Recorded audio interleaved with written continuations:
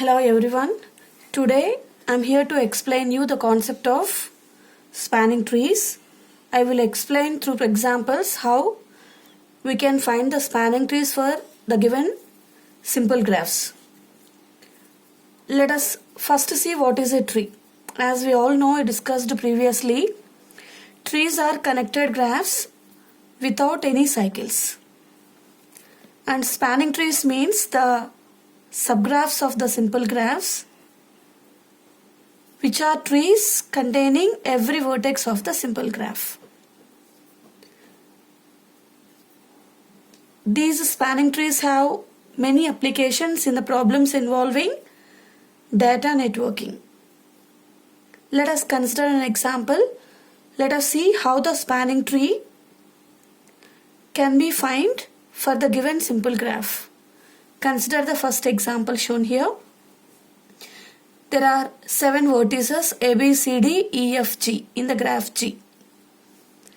Suppose we want to find the spanning tree for the given G.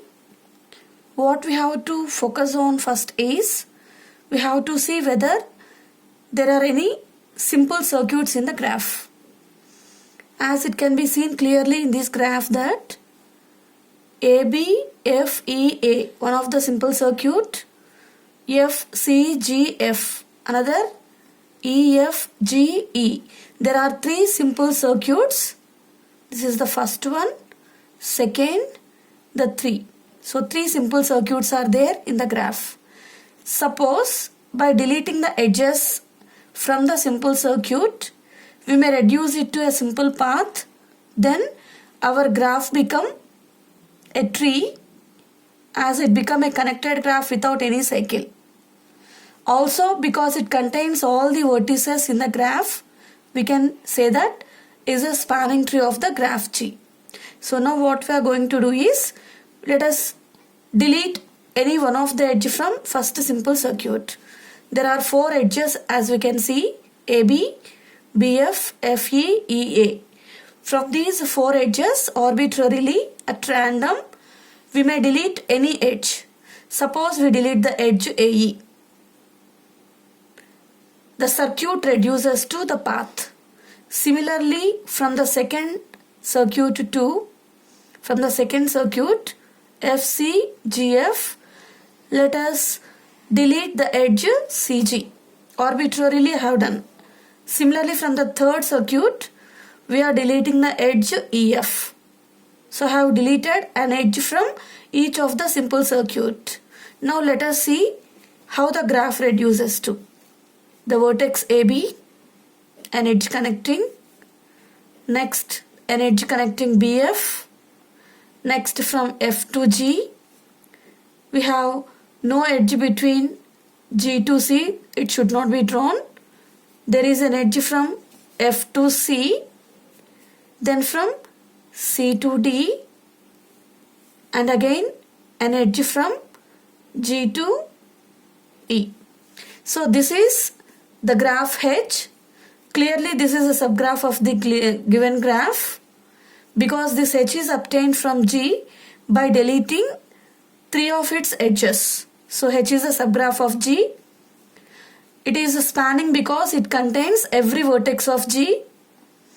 As there exists no cycle in H, no simple circuit in H, we can call this H a spanning tree of the given simple graph G. So how did we get this spanning tree H of the given graph G? By simply deleting the edges from the simple circuits existing and reducing the circuits to the simple path.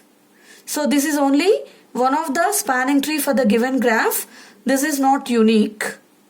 We may have different spanning trees for the same given graph G.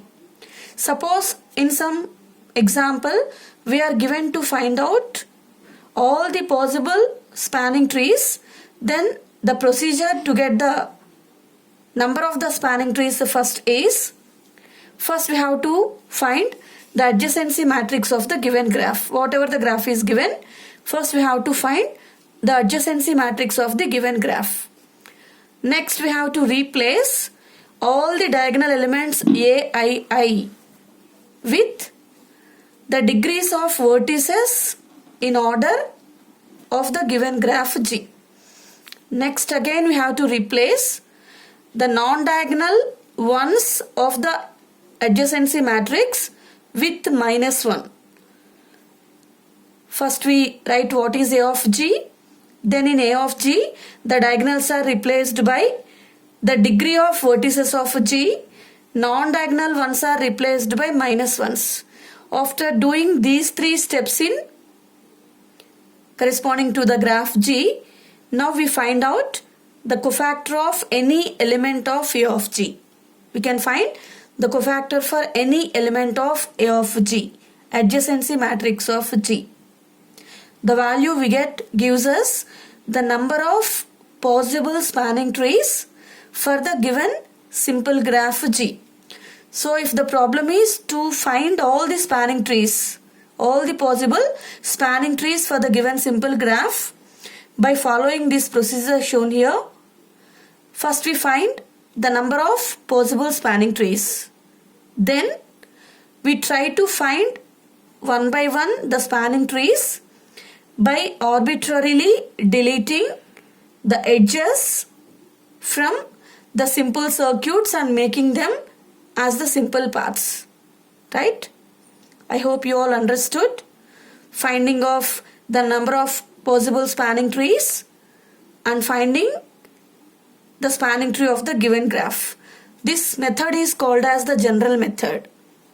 But this is practically not convenient because in some cases in the graphs we may have many number of vertices or more number of simple circuits. It may be, we may get confusion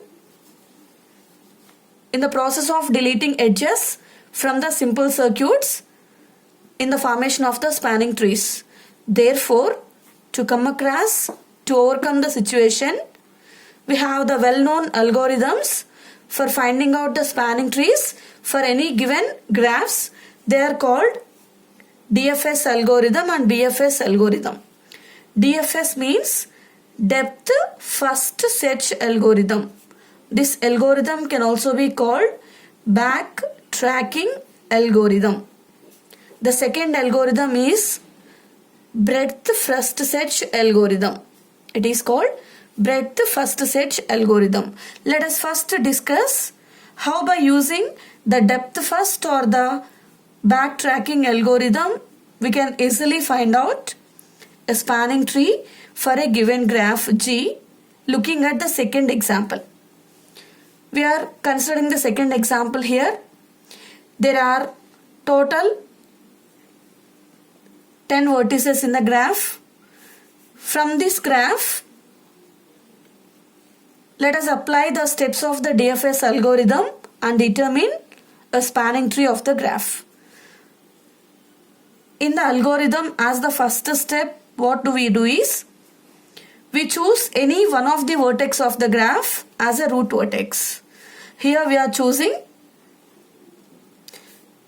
the vertex F as the root vertex, right? That is the first step of the algorithm. So what is the first step? Choosing any one of the vertex of the graph as the root vertex. I have chosen for this example 2 F as the root vertex. Now coming to the second step, starting at the root vertex, we have to develop a new simple path. We have to develop a simple path starting at our root vertex as long as it is possible without forming any simple circuit. Our path should not form any simple circuit. So we are forming a new path starting at the root vertex F we have chosen. So we are forming starting from F to G, H,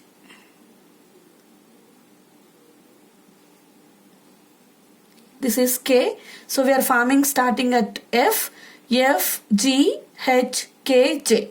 So this is the path we are forming starting at the root vertex F, G, then H, K, then J. j. This is the continuous path covering 5 vertices and 4 edges of the graph. After the vertex j, look at the vertex j in the graph. After this vertex j, there is no path continuation. So what do we do is, we backtrack to the previous vertex in the path. So we move back to k. Again no path at k. So again we move back to h. At h, we can find the new path from h to I. So to the existing path from f to j, we have to add this new edge hi now. So I am adding here the new edge hi to the existing path. After I, in the graph after I, again there is no new path. There is no path continuation. So we move back in the path to the previous vertex h. Then from h to g. Then from g to f. After this f, we can have the new path. Possibly it is f, d, e, c, a. Let us draw this new path in the existing spanning tree. So at f, the new path has been found. So I am showing here, I am drawing f, d, next e, c in the order. Last it is a.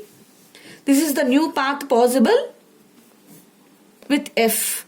Now after the vertex at a, there is no new path we can find. So we are moving back to c. At c, we have the new path from c to b. So this new edge c to b should be added to the existing spanning tree. C to b. C, at c, a new edge connecting to b should be added. Next, again from b we have to move back to c. Then from c to e we are moving. Then c to d, e to d, c to e, e to d, d to f, f, g, g, h, h, k. All the vertices have been covered. We can see all the vertices of the given graph have been covered in the graph we have shown in the second step. Therefore, we say that this is clearly connected, no simple circuit, right? F is the root vertex of this, is a rooted tree. Therefore, we can clearly say that this is the required spanning tree. This is the required spanning tree of the given graph G. And this process is called as the DFS algorithm for finding spanning tree of a given simple graph. So in brief, let us review the steps. In the first step, we select any of the vertex as the root vertex. Then, starting at the root vertex, we form a simple path as long as possible. We see that no simple circuit is formed at any stage. Suppose at a vertex there is no path exists. Then we have to move back to the previous vertex in the path. And then again we have to check at that if there is any new path. By checking continuously in this way, after being covered all the vertices of the given graph, we say that the required spanning tree of the graph is obtained and we say that the algorithm is closed.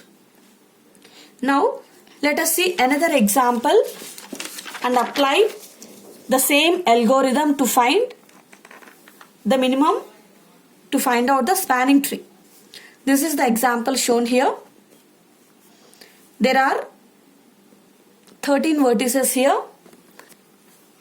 In this graph G, suppose for this if you want to find out the spanning tree using the same DFS algorithm, as the algorithm was already been discussed in the previous example, first we have to choose any vertex of the graph as the root vertex. Let us in this graph choose the vertex A. I am choosing the vertex A as the root vertex of the required spanning tree. Then, starting at this root vertex, we have to form a path, a continuous path successively, adding the vertices and edges. So I am forming the path starting at A, B, C, F, J, I, next H, T, E. After E, we cannot move towards F or H. We cannot move towards either F or towards B, because if we move after E towards F, the graph will contain a simple circuit, but it should not be the case in the case of a spanning tree.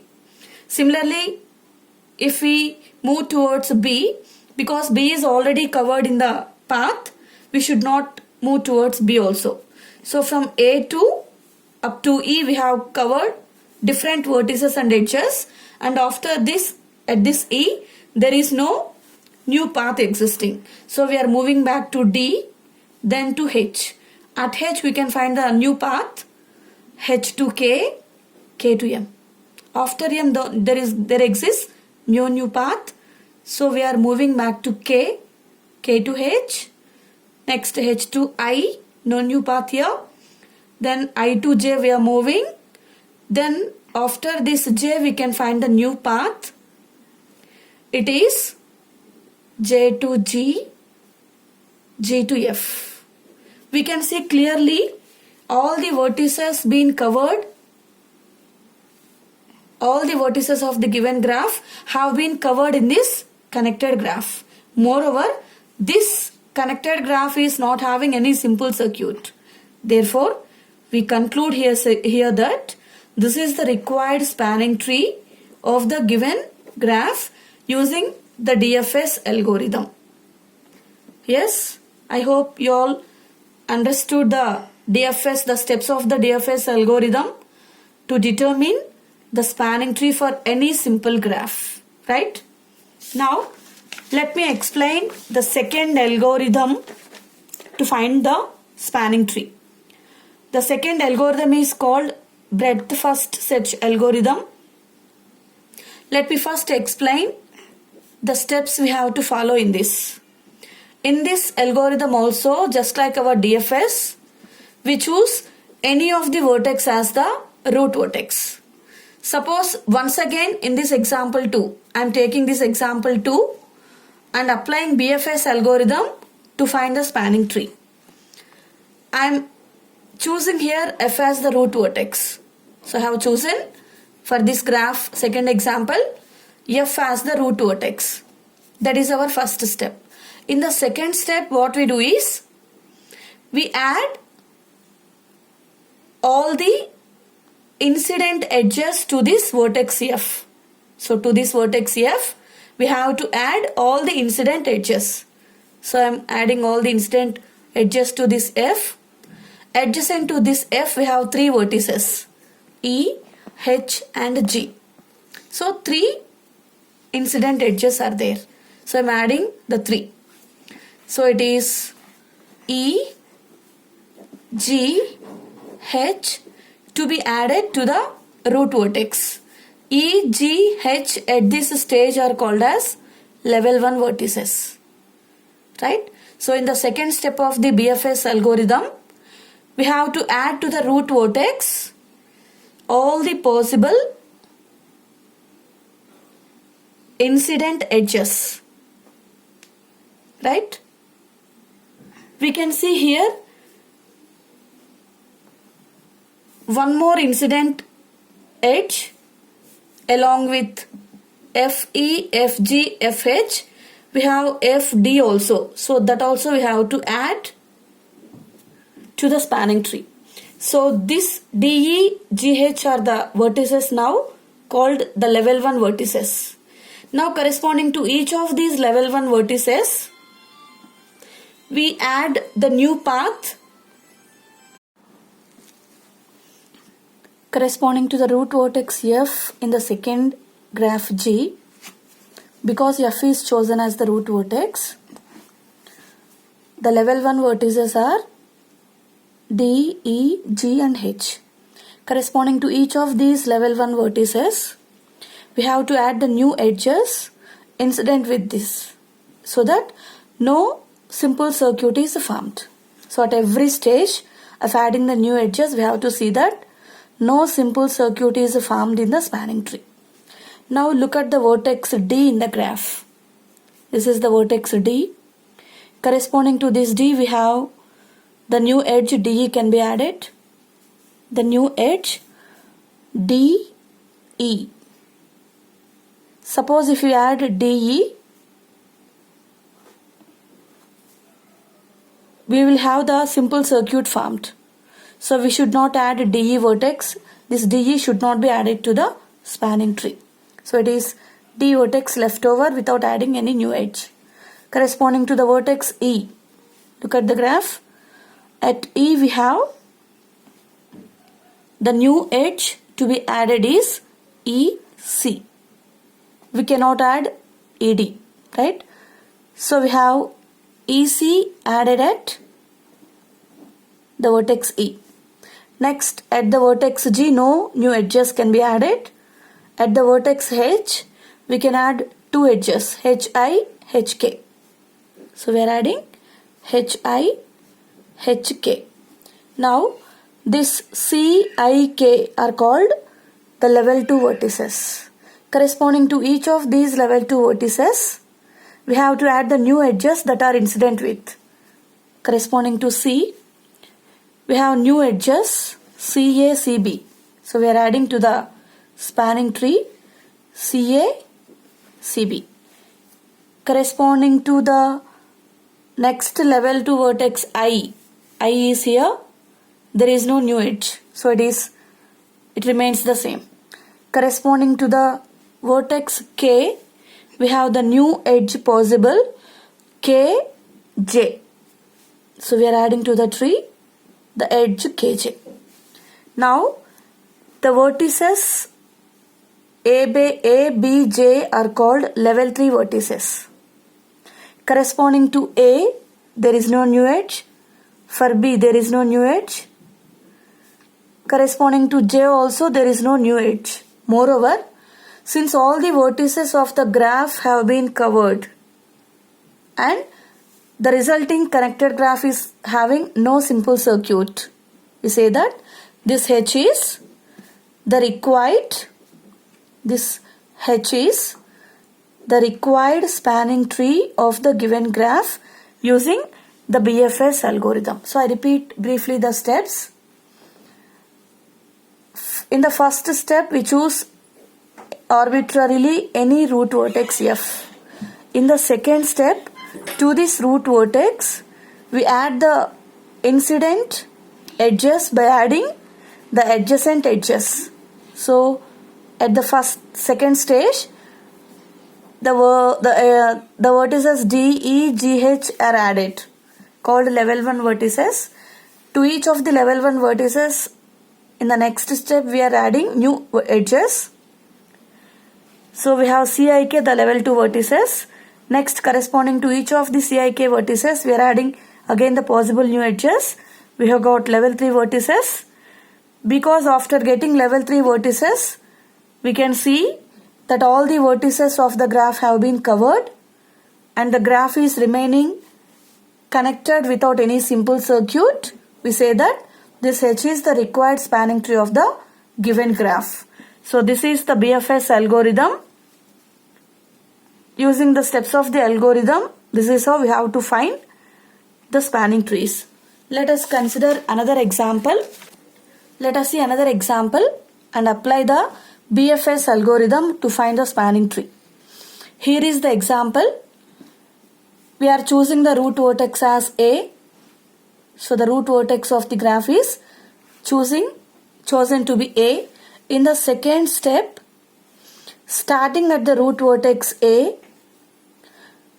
we are adding to it the incident edges. So we are adding AB, AD, the edges to the tree, because AB, AD are the incident edges to the root vertex A. This AB are called as the level 1 vertices. Now corresponding to each of this B and D, we have to add the new edges in such a way that they do not form the circuits with the already covered vertices of the spanning tree. Look at the vertex B in the graph. At B, the new edge possible, BC, BE both. So we are adding the vertex, the edge BC, also the edge BE. So new two vertices have been included to the tree. Corresponding to the vertex D, DE cannot be added to the tree because if we add DE, the edge, we'll be having a circuit formed in the tree. It should not happen in a spanning tree. So we should not add at the vertex D the edge DE. So we have to only add the edge DH. So we are adding DH. Now we have got three new vertices C, E and H. These are called level 2 vertices. Corresponding to these three vertices, we have to add the new edges in such a way that there exists no simple circuit in the spanning tree.